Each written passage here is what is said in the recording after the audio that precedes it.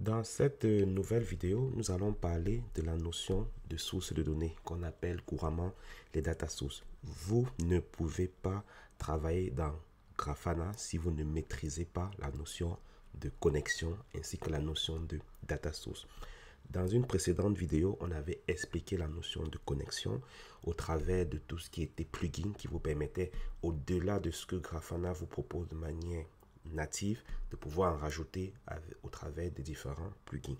Je vous invite à aller regarder cette vidéo pour avoir un complément d'information.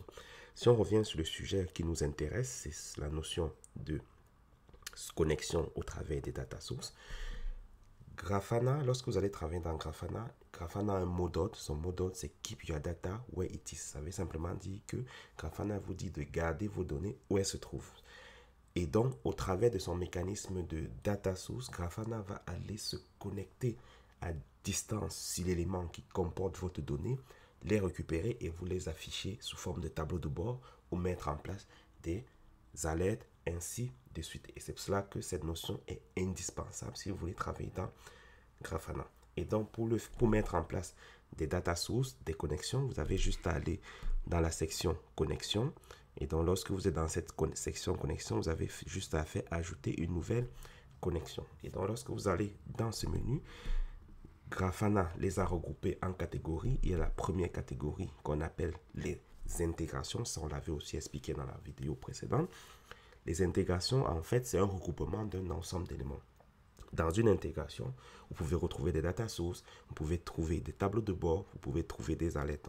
C'est pour cela qu'on parle d'intégration, c'est-à-dire vous installez une seule fois et ça vous apporte une série de paramétrages. Ça, c'est très intéressant lorsque vous voulez aller rapidement pour ne pas avoir des constructions tableaux de bord. Et c'est pour cela que Grafana a fait des intégrations par technologie. Donc, si vous voulez suivre vos serveurs Linux, Grafana va vous dire c'est peut-être plus intéressant pour vous d'installer une intégration Linux Server et donc je vous apporte le tableau de bord qui va vous permettre de visualiser. Donc c'est ce que je fais quand j'ouvre d'éléments.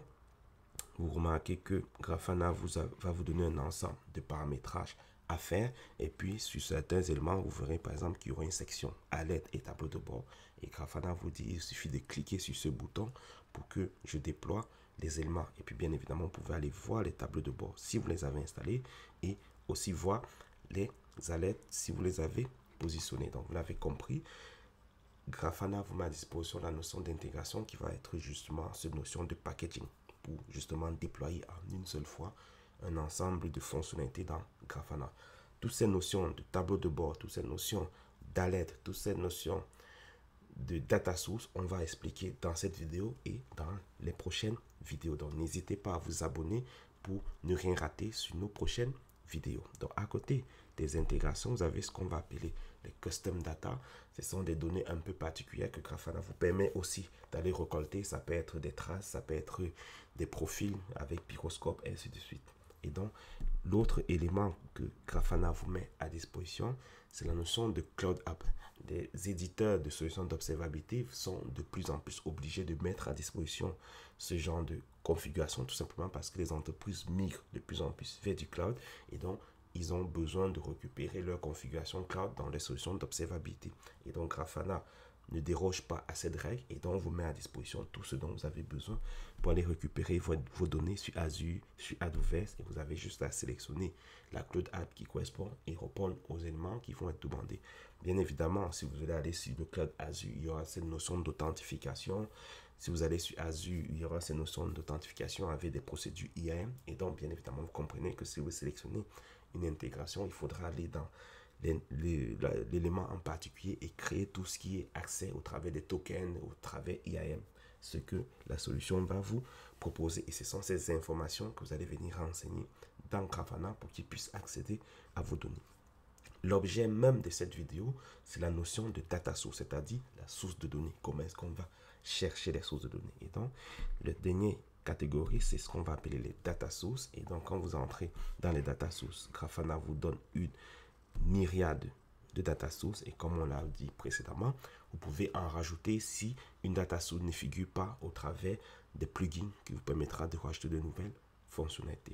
À côté, vous avez ces sélecteurs qui vont vous permettre de dire est-ce que par rapport à l'élément que j'ai sélectionné dans la data source. Est-ce que je veux voir toutes les data sources ou est-ce que je veux voir uniquement ceux qui sont installés ou bien ceux qui ont des mises à jour. Et donc, c'est comme ça que vous pourrez vous déplacer dans cette interface. Et donc, désormais, si vous voulez par exemple ajouter une data source de type Infinity, ne vous inquiétez pas, on va faire des vidéos dédiées pour vous expliquer de bout à bout à quoi sert chacune des data sources principales. On va vous faire une vidéo sur Infinity, on va faire une vidéo sur Elasticsearch, on va faire une vidéo sur Prometheus, tout simplement parce que si vous travaillez dans Grafana, c'est 3 data sources que vous allez très souvent utiliser. C'est pour ça qu'on a fait le focus. Mais bien évidemment, à partir des explications qu'on va vous donner sur ces 3 data sources, vous aurez de quoi configurer les autres data sources. Donc, tout ce que vous avez à faire, c'est de sélectionner, par exemple, la data source que vous souhaitez, par exemple, Elasticsearch. Et donc, Grafana vous explique un peu à quelle version est-ce que vous êtes, est-ce qu'elle est soumise à licence, ainsi de suite. Et donc, vous avez juste à faire ajouter une nouvelle data source. Et donc, vous arrivez dans cette interface dans laquelle on va vous demander de nommer. Est-ce que ça devient une data source? Par défaut, il suffira de cocher. Grafana va vous demander comment est-ce que j'accède. Donc, il va vous demander une URL. C'est pour cela que Grafana vous pré-remplit. Bien évidemment, Elasticsearch, son port par défaut, c'est le 9200. C'est pour ça que Grafana vous propose directement le 9200. Mais ici, vous devez rajouter votre URL. Si elle a un domaine particulier, pensez bien à mettre pour que Grafana puisse accéder, comme on l'a dit, keep your data where it is. C'est pour ça que Grafana vous demande l'URL distante pour aller chercher la donnée. Et donc, à côté de ça, certaines data sources vont être protégées ou pas. Donc, dans ce cas, Grafana vous dit par défaut, on passe sur la base qu'elle n'est pas protégée par un système d'authentification. Mais si c'est protégé, vous avez juste à dérouler et sélectionner est-ce que c'est du basic auth ou est-ce que c'est du OAuth. Et derrière, vous avez juste à fournir les informations d'accès. Et donc, bien évidemment, vous aurez d'autres paramétrages qui vont être spécifique à l'élément en question. C'est notamment la notion de timestamp, c'est notamment la notion de shard request. Donc ça, c'est des notions qui sont spécifiques à l'élément en question. Et donc, chaque fois que vous allez sélectionner une data source, les éléments que Grafana va vous demander seront spécifiques. Donc ça, c'est la présentation que vous aurez généralement quand vous allez travailler avec les data sources. Donc si vous voulez désormais rajouter les data sources, vous n'êtes pas obligé de passer par les connexions. Si la data source est déjà installée, vous pouvez donc directement passer par le menu data source dans lequel vous allez donc retrouver l'ensemble des data sources que vous aurez déjà configurées et vous pourrez juste faire ajouter une nouvelle data source. Si je prends le cas de Prometheus, vous remarquez que les interfaces entre Elasticsearch et Grafana et Prometheus sont assez similaires. Donc, on retrouve bien l'URL, on trouve le mécanisme d'authentification et on trouve les champs qui sont spécifiques à la data source. Et donc, c'est comme ça que vous pourrez configurer. Et une fois que vous aurez renseigné toutes les informations, Grafana vous demande est-ce que vous voulez supprimer. Donc, vous pouvez supprimer une data source. Et si vous ne souhaitez pas, vous pouvez donc décider de la conserver et vous faites donc un save. Et donc, soyez toujours attentif à ce message. Si le bandeau s'affiche en rouge, ça veut dire que il y a un élément de configuration qui n'est pas bon. Et là, l'interface vous informe que vous avez, par exemple, saisi une URL non valide. Et donc, si je saisis, par exemple, une URL de ce genre, je fais de nouveau save en test. Désormais, pardon, Grafana ne m'informe plus que j'ai un problème sur mon URL, mais il m'informe que le host, je n'arrive pas à le retrouver parce que bien évidemment, c'est un host qu'on a saisi au hasard. Donc, mettez bien les bonnes informations pour que Grafana puisse accéder. Et donc, à côté de ça, on a dit qu'on allait voir 3 data sources dans nos différentes vidéos. Et donc, on a dit on avait fait Elasticsearch, on avait fait Prometheus et une data source qui est assez souvent négligée, mais qui est extrêmement puissante, c'est la data source Infinity. Et donc, à côté, vous avez juste à sélectionner la data source Infinity. Pourquoi est-ce qu'elle est tellement puissante? Parce qu'elle va vous permettre de manipuler énormément de formats. Elle va vous permettre de gérer du JSON, du CSV, du XML. Et puis à côté de ça, elle intègre des langages qui vont permettre de traiter la donnée qu'elle va récolter. Elle pourra le traiter avec la notion de back-end, avec la notion de front-end, avec la notion de UQL. Et avec le UQL, vous pouvez même aller beaucoup plus loin et faire même appel au JSONata. Donc pour ceux qui sont familiers avec le langage JSONata, qui est un langage qui permet de manipuler les fichiers JSON avec beaucoup de fonctionnalités.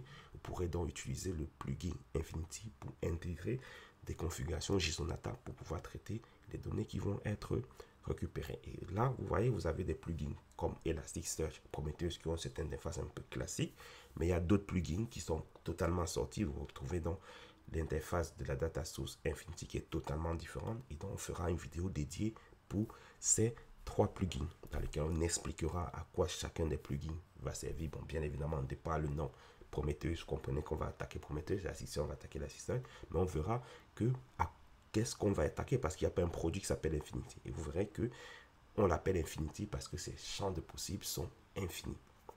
Et donc, c'est ce qu'on va expliquer dans les prochaines vidéos. Donc, pour ne rien rater, n'hésitez pas à vous abonner pour être notifié lorsque ces nouvelles vidéos vont être ajoutées sur la plateforme.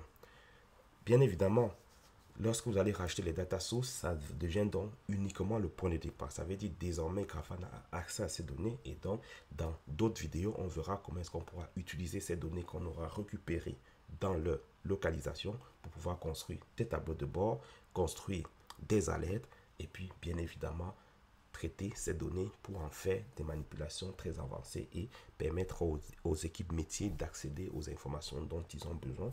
Et puis pour tout ce qui est l'observabilité pure, de pouvoir mettre des seuils, comme vous avez vu, on peut suivre des serveurs Linux et derrière, on pourra mettre des seuils pour générer des alertes. S'il y a des éléments qu'on n'a pas, on a omis d'en parler dans cette vidéo, n'hésitez pas à les mettre en commentaire, ça nous permettra de compléter nos formations. Et bien évidemment, s'il y a des éléments qui vous ont plu, n'hésitez pas à les mettre en commentaire. Cela nous aide, nous encourage à nous améliorer. À bientôt pour les prochaines vidéos.